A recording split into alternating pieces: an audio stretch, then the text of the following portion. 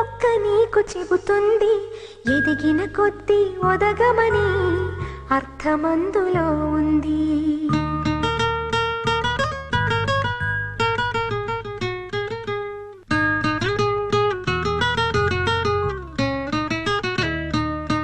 మౌనంగానే ఎదగమని మొక్క నీకు చెబుతుంది ఎదిగిన కొద్దీ ఒదగమని అర్థమందులో ఉంది. అపజయాలు కలిగిన చోటే గెలుపు పిలుపు వినిపిస్తుంది.